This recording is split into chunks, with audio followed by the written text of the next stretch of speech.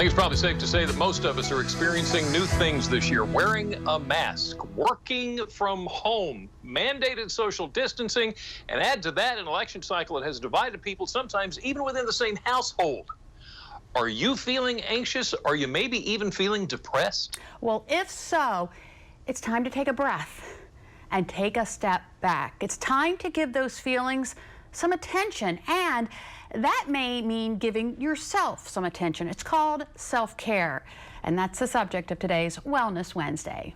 The blues, feeling low, depression, whatever you want to call it, most of us have experienced it to some degree at one time or another, especially this year. And we're in the midst of a pandemic still. There's, election anxieties. There's a lot of things kind of going on, a lot of things in the world that are causing people to struggle and have anxiety. Mike Trader with the Worcester County Health Department says sometimes managing these feelings takes a little self-care. I think anytime you're feeling any kind of anxiety, it's time to kind of be mindful and say, what can I do? And what are the steps? And that doesn't always mean reaching out for professional help right off the bat, but what are you doing to take care of you? He says it could be as simple as taking a break from social media and television. Really kind of walking away and saying, you know what, I need a break for my own mental health. I need to get away from this. If you spend a lot of time on social media and watching TV, you might find yourself with some extra time. One of the big things we encourage people to do is get outdoors.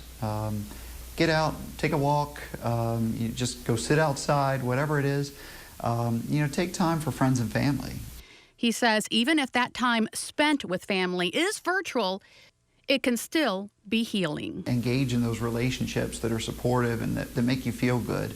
As important as self-care is, it's always good to look out for others who may not be handling the changes this year has brought. I think if you've got a friend or somebody that you care about who is, feeling more anxious or depressed, I think it always starts with a conversation. Your number one tool is always conversation, and that's kind of reaching out saying, hey, here are the things that I've noticed.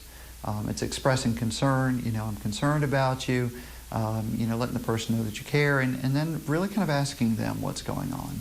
But Trader says if the conversation needs to be with someone better equipped to handle the needs of you or your loved one, the Worcester County Health Department can help. If somebody's gone through, different things to try to manage their own anxiety and they find that they're still struggling, reach out to us, give us a call.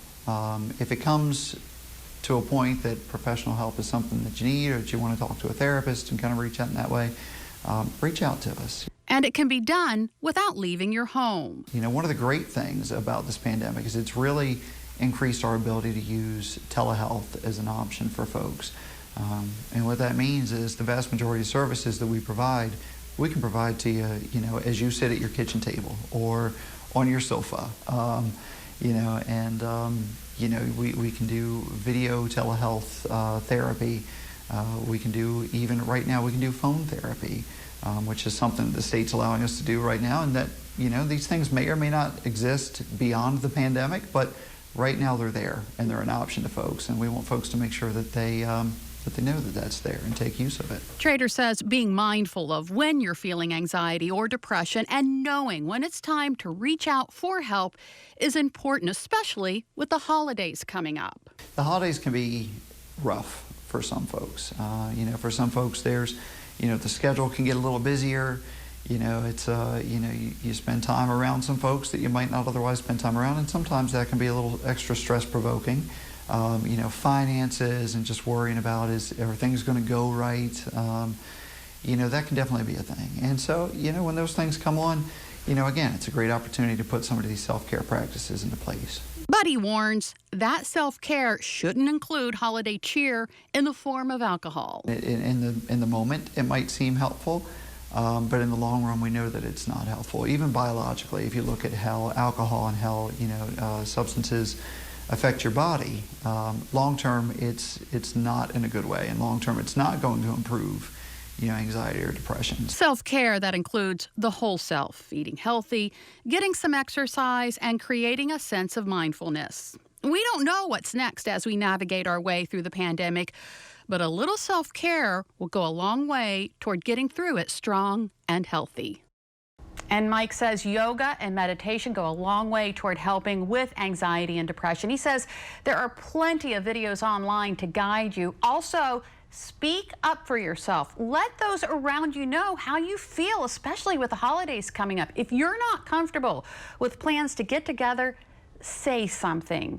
And Jimmy, I think that's really important because I know there are already families who are ready to have these big traditional celebrations, and there are members of the family who are like, I don't think this is a good idea, and they're not speaking up. Need to talk it through. Yes, you do.